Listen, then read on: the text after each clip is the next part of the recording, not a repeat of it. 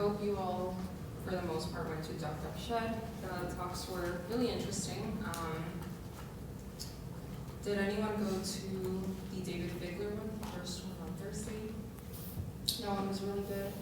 I thought he did a really great job synthesizing it. Did anyone go to, what was the one, the Implosions? Yeah, the Implosions was pretty fun. What about the carpeting one? Okay, I thought the carpet one was the worst one, to be honest. It was interesting, but the two women that were presenting were not really well coordinated, so they were just speaking over each other a lot. And then, what did we have that afternoon? The volcano. Did anyone go to the volcano? The volcano was super good. Fountain Blue on Saturday morning. It was okay. I liked it. And then the A's Stadium. Yeah, the A's Stadium I was not planning to go to, but I'm really glad I did. Presentation was amazing. That is how you should present an architecture project, with its full historical context and sustainability reports. I thought they did a really good job. All right, so for today and the next couple days that we have left of class, we are going to be looking at films. So we're going to be looking at films through a number of different lenses and analyzing how filmmakers have used different environments, whether it's a residence or an entire cityscape, in order to create a certain idea or fit a certain narrative, or even act as a character in the film itself. Today we're going to be looking at urban environments in a number of different films. And what's great about viewing films is that they give us a perspective that is not really architectural, right? Some of them are going to be explicitly about architecture, but for the most part, architecture is used as a tool. And so it gives us a really great way to step out of our shoes as architects, scholars, architecture students, and think about how the outside world views us and the things that we create. What are the perceptions that the general public has of the urban environments that we're designing, of the buildings that we are putting in those urban environments, and so forth. And so what we're going to be seeing over the next couple of lectures is, today we're going to be looking at urbanism. On Thursday we're going to be looking at the general idea of modernism as a style, and then next week we will be looking at the architect as a character, as a person. How does the outside world view us? What is our stereotypes, so to speak? All right, so the city as. Today we're going to be looking at 5 different films or clips from films. I will give you a very tiny synopsis on each one. Each one of them is going to give us a different perspective on what the city could be used as. And then at the end we're going to discuss, if we have enough time, just the general take. So the city as a sinister force. The first film we're going to be looking at is from the 1920s, very, very old. It's one of the first horror films that was ever created. It's called The Cabinet of Dr. Caligari.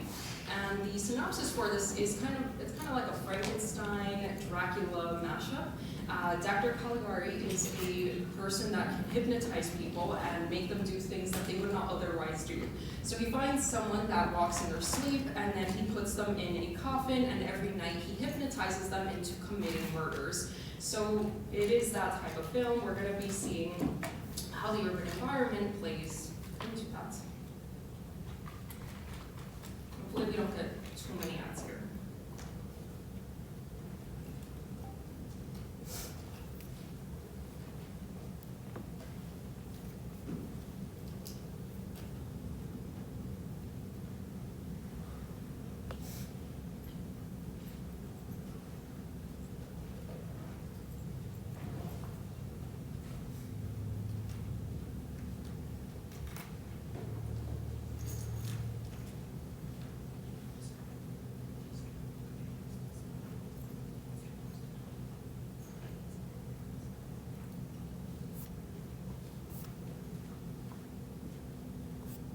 Right, so that gives us a general impression, very, very short opening, right? But it gives us this overall depiction of the city. Now, given that it is a horror movie, we do want to create a sinister presence, not just with the characters, but also with the city itself. There is something that is underlying. For the most part of the movie, it is going to be a mystery who is committing these murders, and therefore the entire townscape is going to be suspicious. Notice that we do have a very classic medieval town. If you really look at it, right, we have all our townhomes, we have our city wall, and then we have our cathedral all the way at the top. But at the same time, it is a very stylized version of it. Again, this is 1920s. This is created in the Weimar Republic of Germany. It is inspired by the work bonds. It is inspired by the Viennese secessionists. Who are they the precursors of? What big movement do both the work bonds and the secessionists inspire or lead to?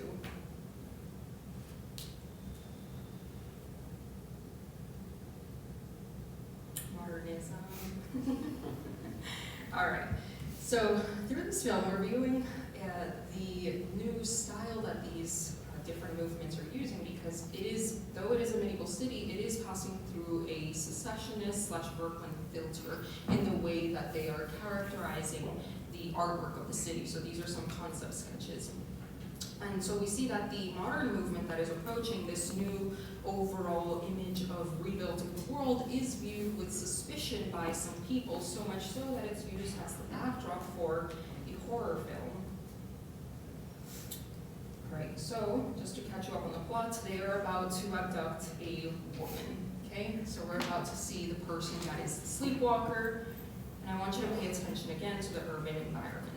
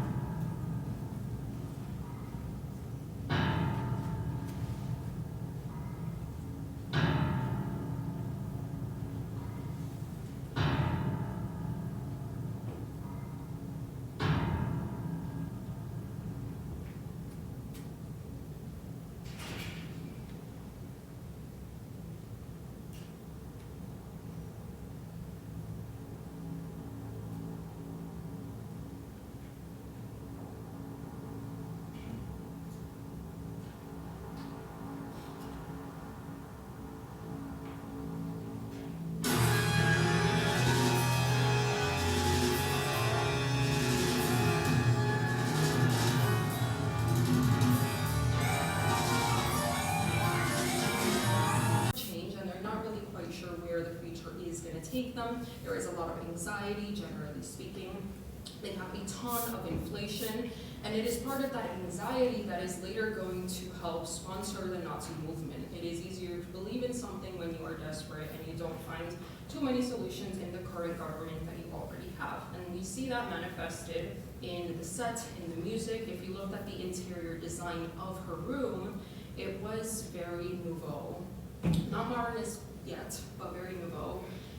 This, if you didn't catch it, is a roofscape, right? So he's running on the roofs, he's taking her through the top of the city itself, and if you look at it, it's very devoid of any natural environment, right? There's no trees. We do see it tends to look like a concrete block. We do have the chimneys everywhere we look. So there is a very clear reference to industrialization and the dangers that could possibly come with that in a dark and dirty city where any of these sinister forces might be able to take place.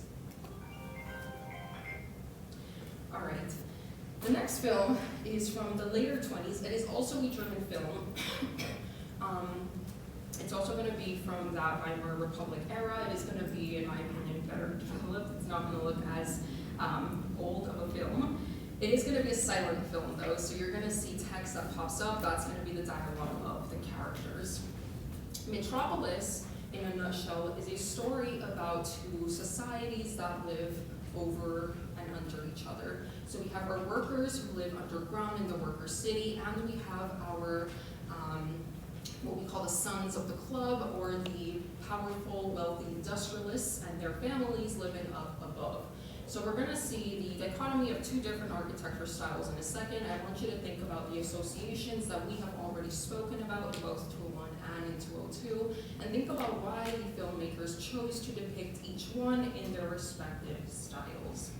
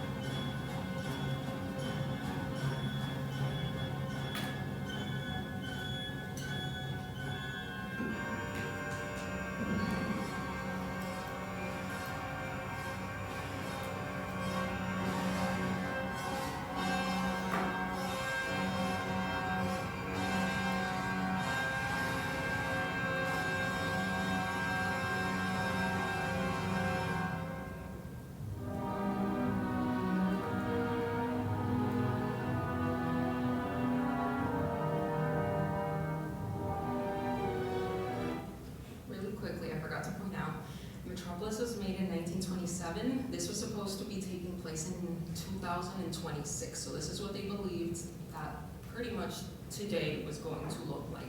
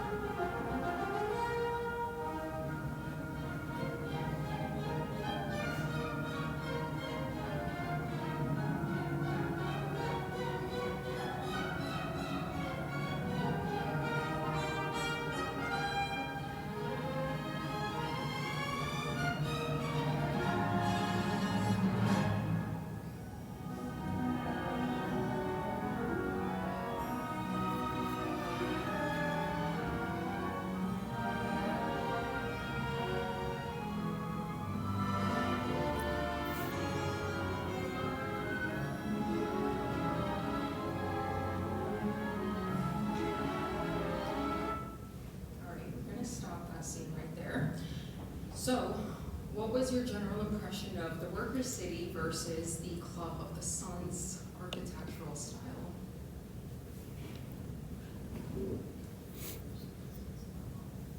Yes, the first one reads more modern. So the Workers' City looks very much like New York City, Philadelphia, any of the modern cities at the time in 1927 looked like, right? These were tenement homes, they were multi-story cramped apartments. That is where the workers are living. On the contrary, up in the sunny surface of the earth, we did see the Club of the Sons, and again, keep in mind these are the sons of industrialists, so we're talking about, Nepo babies and people that are benefiting from generational wealth of machinery and pretty much exploiting all the working class. If you notice the type of architecture they were living in, it said that they had stadiums, libraries, I forgot what else he said, lecture halls, all archetypes we have talked about that are associated with the rebirth of learning, and therefore a architectural style that looks quite neoclassical in a very strict, 1920s way, but regardless, neoclassical, filled with light. And so we see how the filmmaker is depicting modernism as the architecture of oppression, whereas neoclassicism is the architecture of uplifting the human soul and education. Now, we're gonna fast forward a couple. So we did have the garden scene that you guys saw just now. Our main character is gonna be Master Freder. He's gonna be the son of the big industrialists. And so we're gonna be following him for the next couple of minutes. So this is their garden. Again, notice the workers didn't have trees down there, whereas the wealthy people up above do have gardens to themselves amongst all these neoclassical buildings. That is Mr. Freder. So this is going to be our main character. He's going to be a pretty, let's say, ignorant character at the very beginning, and throughout the whole film, he's going to essentially be enlightened about what's going on down below. So there he is, messing around with one of the ladies in the garden.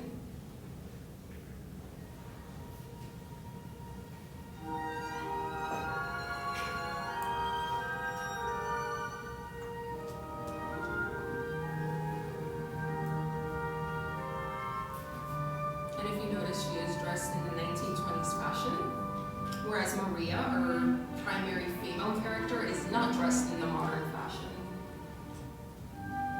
It's a little bit more of a pastoral, traditional type of frog.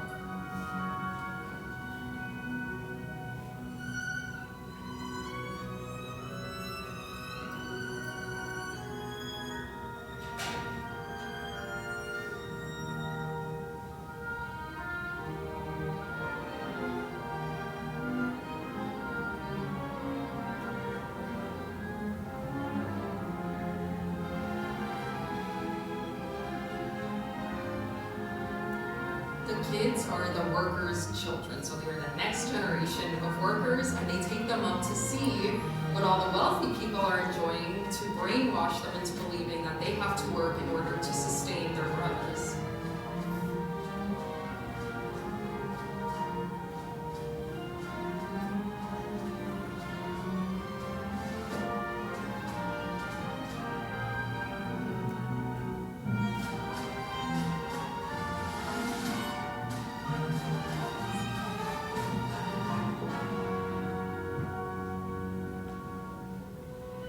So you can see the angst that the workers' children have generated because they don't really want the son of the industrialist seeing them, because then he's going to be more conscious about what him and his father are doing to these people. So they're ushering them out at this moment.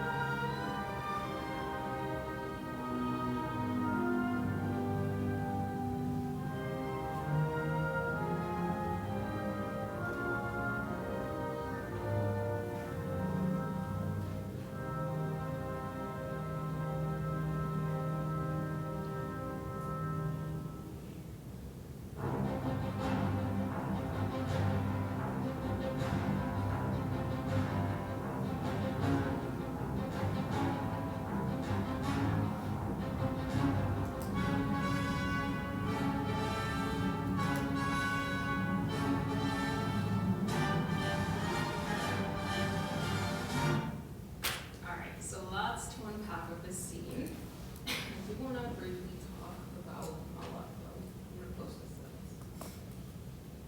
I kind of want to watch that. It's good, right?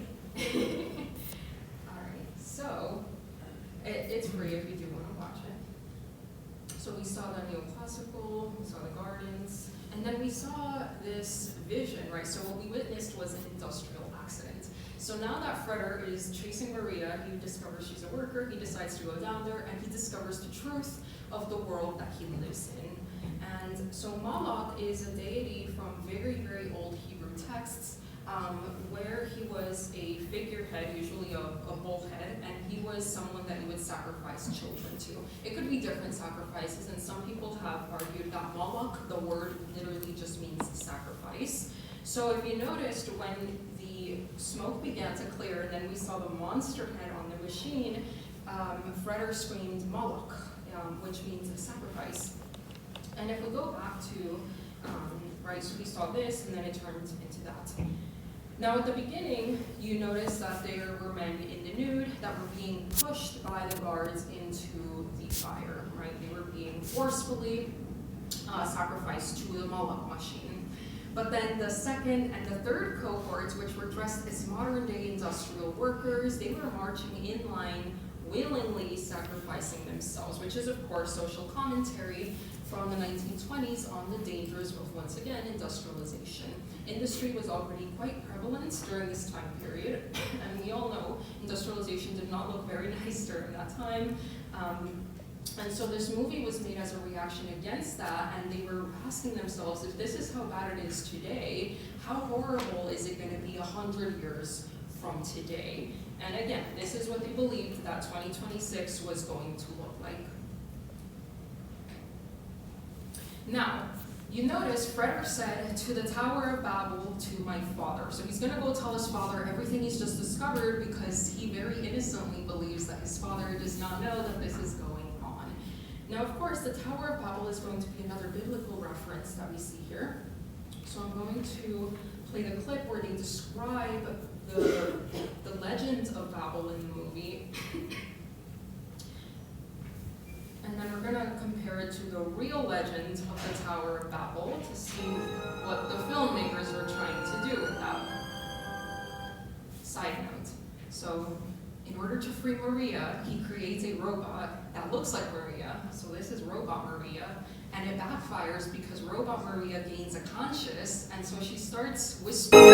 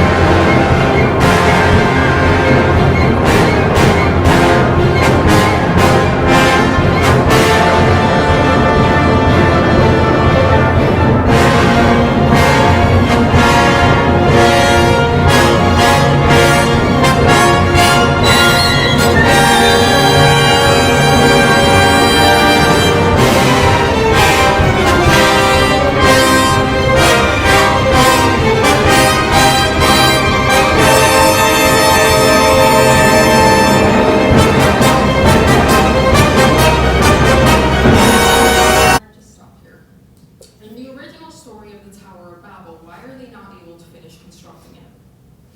Yes? God makes them all not able to understand each other, so they Yes. can't work together. Yeah, so God makes them all start speaking different languages, and that's supposedly the origin of all the modern linguistics that we have. And so because they can't understand each other, they cannot continue building.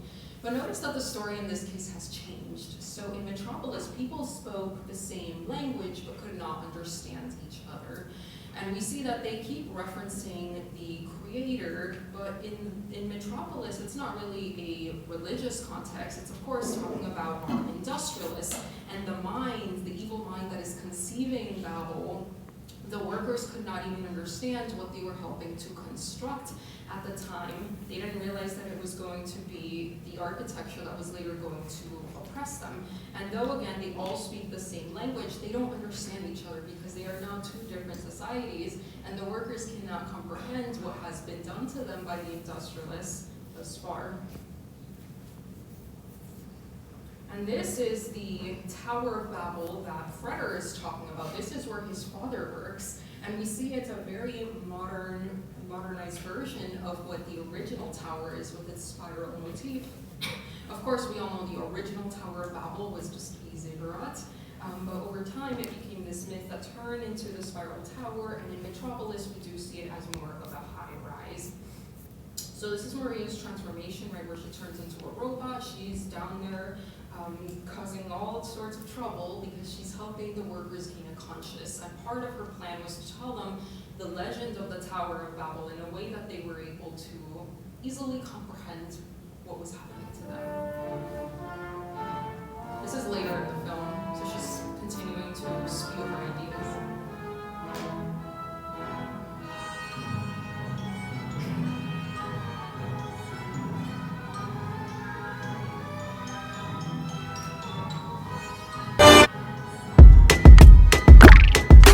Translate entire websites.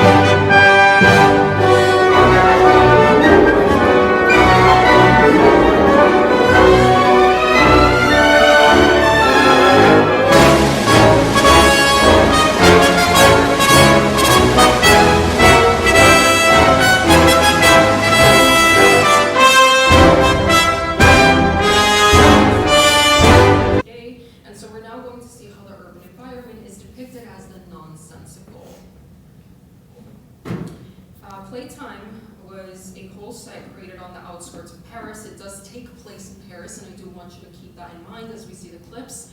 They created a whole fake city. This pretty much made the director go bankrupt since they could not generate enough revenue to pretty much pay off all of this. So you can see they made lots of buildings in order to create a faux city. This is supposed to take place in the 1960s in Paris, okay? And the plot is generally going to follow a group of American tourists and then an American guy that we'll see later moving through modern day Paris. It does not have much dialogue either, so I want you to take in the images that we see. This is when they're getting off the bus and arriving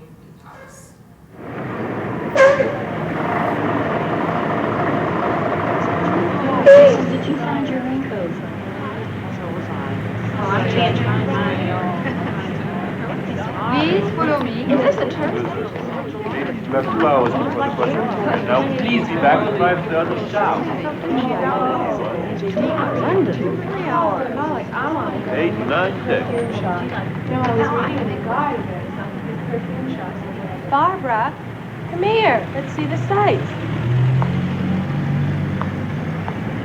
And what the book says, that should be, let me see. The Pont Alexandre Trois. I'm sure it is. That'll be a good picture. Okay? Let's go.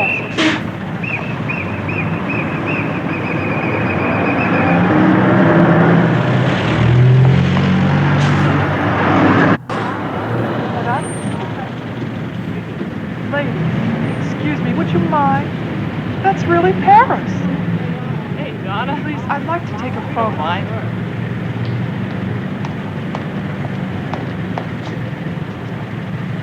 Oh, that's all right.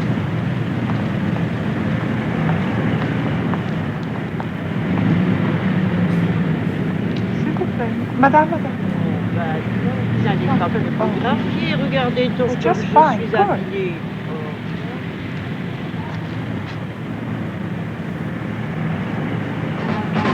Just a minute.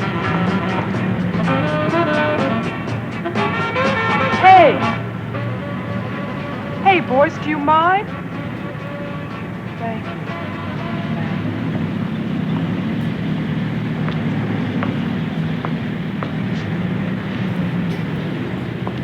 Pretty much like 10 more people come by and she's never able to get her shot. But I want us to notice a couple of things, starting with this window right here. This poster says Brazil, this poster says USA, and then a couple of frames later, we do see that she is looking at this poster that says Fly to London. What do you notice about the three of these posters? Yeah, they're all the same except for maybe a couple of stereotypical landmarks, right? But in the foreground, of course, we have the big 1960s glass skyscraper. So remember, in the post-war era, we are now openly adopting modernism. It has now become the norm because it is cheap. You don't really require as much time or labor to construct these, and so it has generally replaced stone, traditional, historic architecture. And what Jacques Tati, the director of the film, is telling us here is that there is no personality to any of these. You can have it in the US, in London, in Paris, or in Brazil, and they're all gonna look the same. There is nothing that sets them apart. And this was one of the growing concerns of the post-war period is how do you retain a city's identity when all of them start looking the same under the umbrella of what they called the international style. Then she says, her friend says, let's take a picture of the sights. And the site in this case is the glass skyscraper, which of course looks like every other glass skyscraper in the city. Of course, Paris doesn't actually look this way today. It has retained a lot of its historic district, but when we look across the United States, for the most part, this is what is going to characterize our inner downtown cities. So in a way, the film was speaking some truth. Then she finds, of course, the flower stand, and she says, look, that's Paris. And if you notice, it's the only piece of greenery in the entire set. And what does she mean by look, that's Paris? She means that that is one of the little remaining traces of the old historic Paris. That's a woman in her flower shop. And notice that she's not even inhabiting one of these skyscrapers. She has been pushed out to the curb. In essence, she has been displaced from the city where she should be able to be making a living. We have a couple characters pass by. I did want to highlight the two gentlemen in the back. One of them has a USA, the other one has a Paris jacket. Once again, a reference to globalization. They look exactly the same, right? You can't really tell which is from where because now even fashion is being globalized and everyone's wearing the same thing no matter where they come from. So the whole film is going to essentially highlight the ridiculousness, if you will, of modern trends in the 60s and later in the 70s. This is a clip later in the movie. So this is our main American character. This is how to get in shape fast. If you want to drop this, Start eating more of these.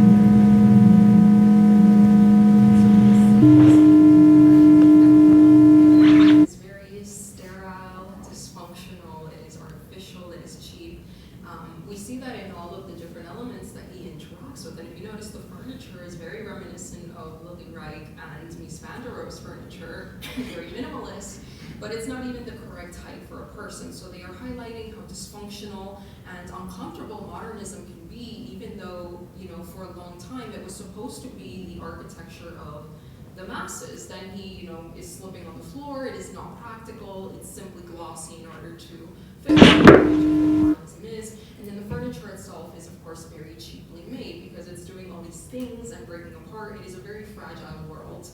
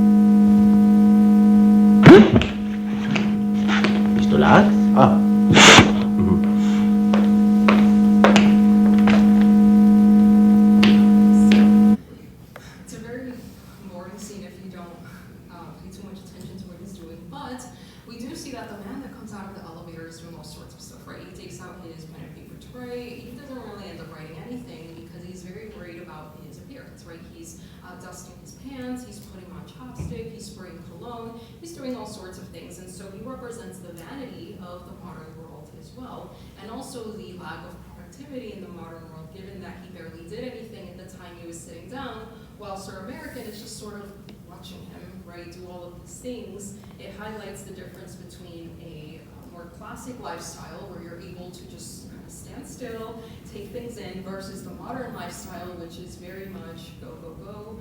You have to constantly be doing something, and also it's very consumerist. He used a ton of different products in the time that he was there. And then the last scene from Playtime, this is going to be a depiction of a traffic jam, but I want you to listen to the music. Mademoiselle, Miss, and Monsieur asked me to give you this package. Thank you. All right, all right.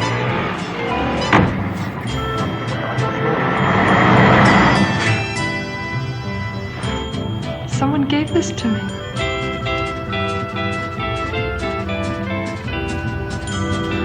Oh, look at the planes over there.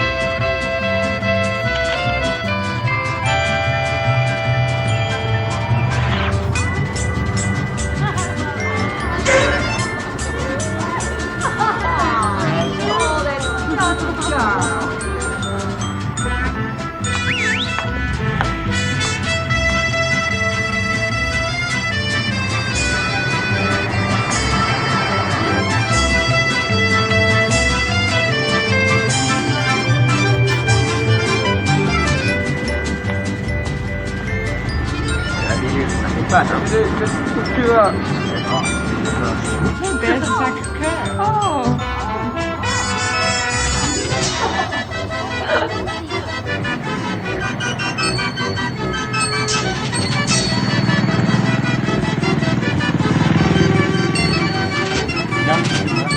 Allez.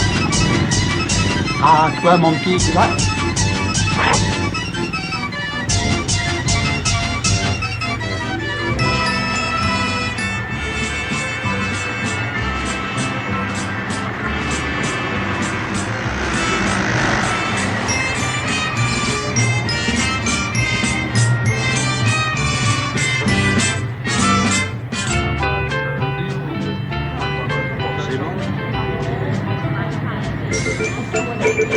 Oh, in there.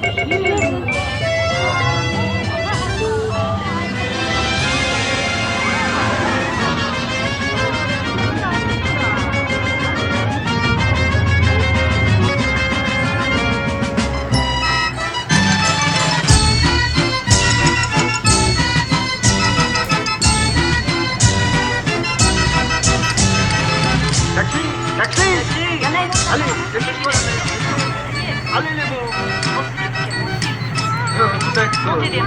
they referencing here? A circus, right? More specifically, a carousel. So they're depicting this traffic jam as a carousel of all these different characters coming together. And if you notice, the whole thing is enveloped with, once again, consumerism. There's shops everywhere. We have the cars on these different platforms that were acting as another sort of attraction, and all of them are competing to grab your attention. And so again, the movie is commenting on the way in which our roads have developed. And if we think about the 1960s, this is when Robert Ventura and Denise Scott Brown are talking about the sign and the decorator shed and all the Vegas signs, competing for our attention in order to get us to consume at that specific spot. And by depicting it as a carousel, again, Jacques Tati is giving it an element of the ridiculous. He is calling out modern day people for how ridiculous they are for playing into this game that all of these industries want you to play. All right, now we're going to be looking at urbanism as a set for our lives. I won't tell you much about this movie. If you've watched The Truman Show, you know why. But I'll explain it after we watch the clip.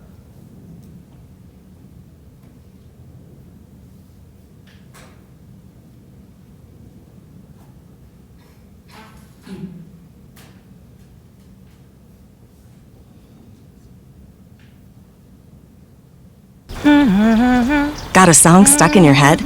Download the Google app to figure out what it is. Tap the mic.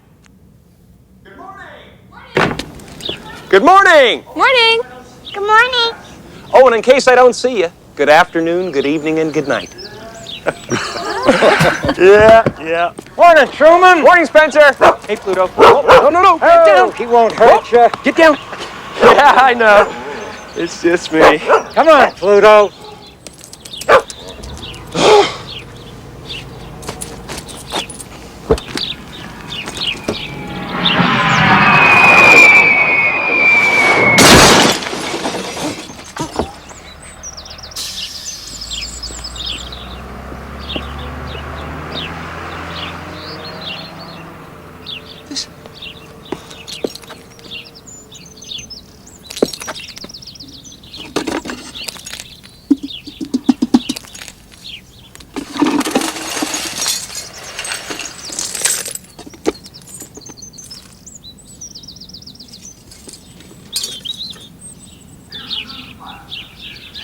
Here's a news flash just then. An aircraft in trouble began shedding parts as it flew over Sea Haven just a few moments ago. Oh. Wow. Luckily no one was hurt. But hey, how do you feel today? That's good. You thinking of flying somewhere? Nope. Oh, good. This is Classical Fly with Classical Drive, so why don't you forget about the perils of flying? Settle back and let this music calm you down. Dog fancy, please. Thanks. Good. Thank you very much. Give me a paper there, will you, Errol? Oh, and one of these. The wife loves her fashion mags. That'd be all for you, Truman? That's the whole kit and caboodle. Catch you, ladies. Yeah.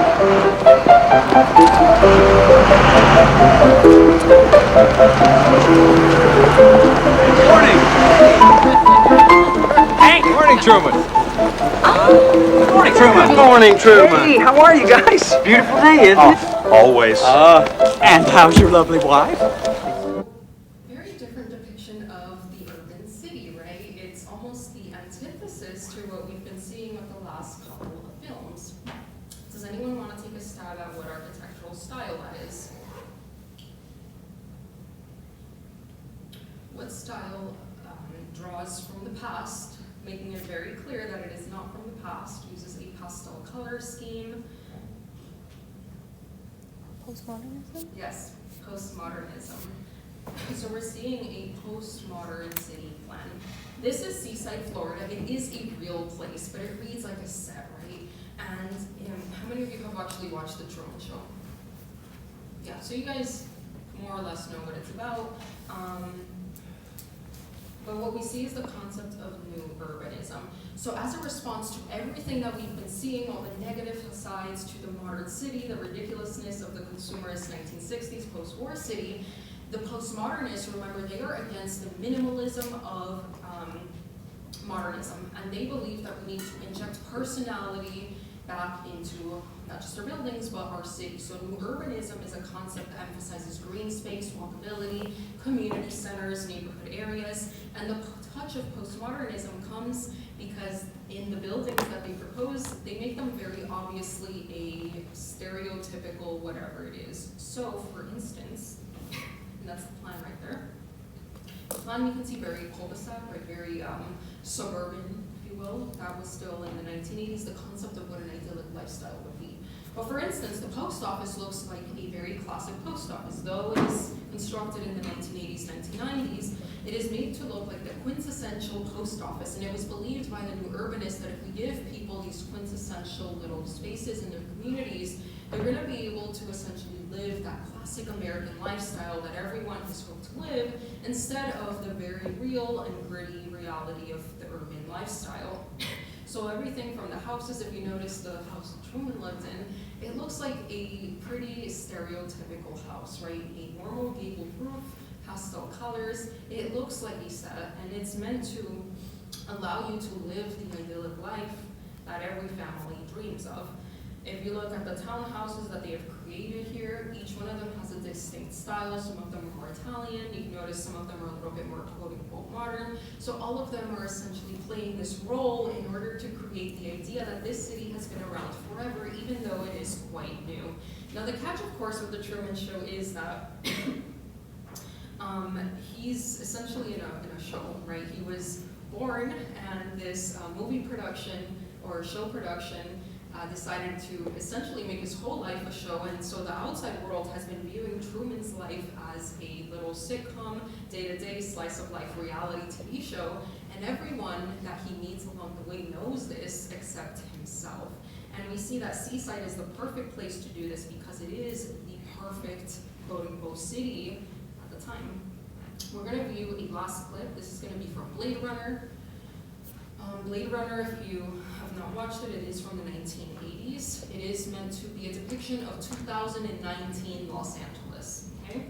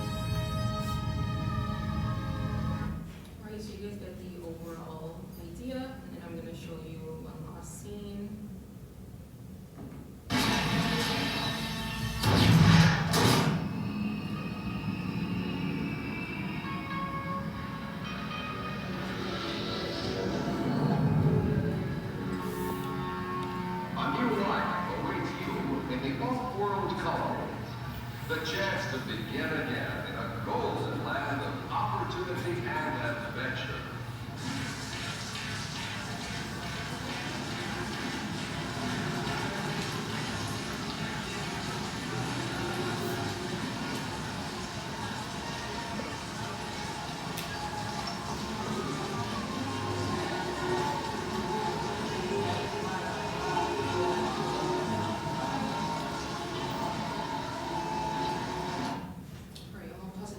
So what we see with Blade Runner is that in the 1980s, if you recall, the main movement or the main brand of modernism was called high-tech modernism, and that is exactly the type of city that they are depicting. And though it is highly technological, it is also very obviously decaying at the very bottom. If you look at the people, they are dressed very modestly, and they are dressed like the working class still. It is a very drab place. And if you notice, there is an abundance of neon, which I told you when we talked about Las Vegas. By this point in time, neon is a symbol of urban decay because it is associated with the 1960s, a lot of the X-rated type of film places. And so a lot of cities are cleaning themselves up and removing this from their urban scapes. And so with Blade Runner, they're depicting the future as, yes, we do have lots of great technology, but at the cost of people's well-being, we have also a very nasty, decaying city. So technology does not equal well-being. So it's essentially a warning against making life too technological.